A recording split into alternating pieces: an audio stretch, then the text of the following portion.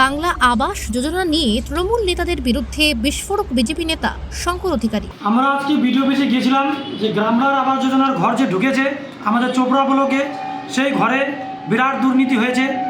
আজকে গরিব মানুষ আজকে যেখানে ঘর পায় না, আজকে সেখানে টিএমসির বড় বড় নেতা আজকে ঘর পাচ্ছেন।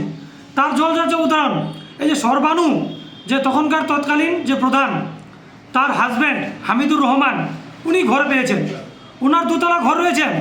এবং কি হারুন রাশিদ এবং কি ওনার ফজরুদ্দিন, একই ফ্যামিলিতে ওনার ভাসুর, ওনারাও ঘর পেয়েছেন। আজকে গরিব মানুষের তাহলে অধিকারটা কোথায়? এটা কোন অঞ্চলের? এটা মাঝিয়ালি অঞ্চলের আর কি। তারপরে আপনার আমাদের এই যে গরিব মানুষরা যে সঞ্চয় করছে, যা গরিব রয়েছে তারা অনেক সঞ্চয় করার পরেও তারা একটা ছোটোখাটো একটা বাড়ি দিতে পারে না। সেখানে তারা আশা করেছেন যে তাদের কিস্তির টাকা দিয়ে তারা একটা বাড়ি তুলবেন, কিন্তু সেখানে তারা ঘর পাচ্ছেন না। এখানে ঘর পাচ্ছেন টিএমসির বড় বড় নেতা, যাদের অলরেডি 2-3 তলা বাড়ি রয়েছে, তারাই ঘর পাচ্ছেন। তাহলে আমরা কোথায় যাব বলুন? গরিবের অধিকারটা কতদিন পাবে? এখন কি চাইছেন আপনারা? আমরা বিডিও অফিস গিয়েছিলাম, বিডিও অফিসে গিয়ে আমরা কমপ্লেন করেছি যে এই যে বাংলার যে আবাস যোজনার ঘর, এই ঘর সঠিক লোক যাতে পায় এবং কি গরিব মানুষ যাতে পায়, যারা গরিব দুস্থ রয়েছে, এবং কি টিএমসির যারা প্রধান তারা যাতে না পায় এবং সঠিক লোককে যাতে দেওয়া হয়। এবং কি পাশাপাশি আমরা এটাও বলবো যে এর আগেও ঘর পাস করা হয়েছিল চোপড়া ব্লকে, সেই ঘরেও ঠিকও কাটমানি খেয়েছেন নেতারা। সেই ঘরের কাটমানি তারা 20,000 টাকা করে তুলেছেন। আর চোপড়া ব্লক জুড়ে যেখানে যেখানে স্থানীয় নেতা ছিলেন সেখানেই যেমনি প্রথম কিস্তির টাকা ঢুকে বাড়ি যায় 20,000 টাকা আবদার করে, ধমকিয়ে চমকিয়ে তারা টাকা নিয়ে নেয়, অ্যাকাউন্ট থেকে উঠিয়ে নেয়। এবং কি এবারেও তারা বিভিন্ন লোকের বাড়িতে গিয়েছে, আমার কাছে খবর রয়েছে।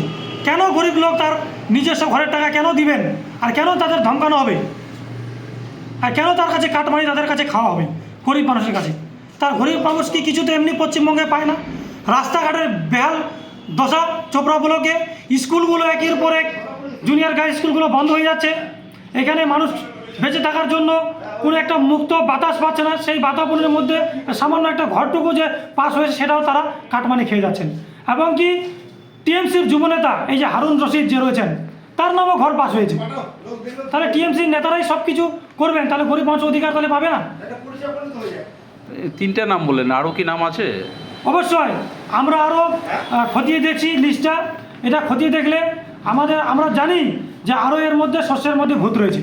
সাংবাদিকদের মুখোমুখি হয়ে তিনি বলেন, এই আবাস যোজনায় একাধিক তৃণমূল নেতার নাম রয়েছে। চোপড়া ব্লকের মাঝিয়ালি অঞ্চলের প্রাক্তন প্রধান সর্বানু বেগমের স্বামীর নাম ঘরের তালিকায় রয়েছে। পাশাপাশি যুবনেতা হারুন রশিদের নামও রয়েছে আবাস যোজনার তালিকায়। আবাস যোজনা তালিকায় একটি তালিকার কপি দেখিয়ে তিনি বিস্ফোরক মন্তব্য করেন। এছাড়াও তিনি আরও অভিযোগ করেন যে আবাস যোজনার ঘর সঠিক ব্যক্তি পাচ্ছেন না। যাদের দালান বাড়ি রয়েছে অধিকাংশ তাদেরই এই আবাস যোজনা তালিকায় নাম রয়েছে। পাশাপাশি যদি কোনো অসহায় ব্যক্তির নামে ঘর এসেছে, তাদের কাছ থেকে প্রথমে কিস্তি ঢোকা মাত্রই কাটমানি নেওয়া হচ্ছে। আজ সেই বিষয় নিয়ে চোপড়া সমষ্টি উন্নয়ন আধিকারিক দপ্তরে লিখিত অভিযোগ জানান তিনি। আপনি কি জটিল কিছু সমস্যায় ভুগছেন? সমাধান পেতে চান? যোগাযোগ করুন প্রখ্যাত জ্যোতিষ ও তান্ত্রিক মনসারাম ভট্টাচার্যের কন্যা মনসা কন্যার সাথে।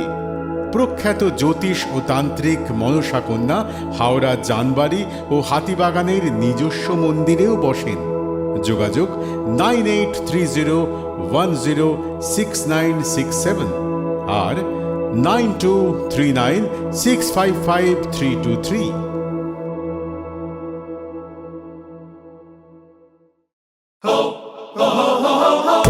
মানে জমকালো লাইন, ড্রপ বক্স লোফা লুফি আইন, পেপারের ক্যাটালগে আঁকা, বাঙালির ইমোশনে মাখা। এ ভরসা কি উপায়, জার্নি পায়ে পায় পৌঁছে দেবে ঠিক ডেস্টিনেশন। বিশ্বমান শ্রীলেদার্স, শ্রী লেদার্স, হাওড়া ময়দান।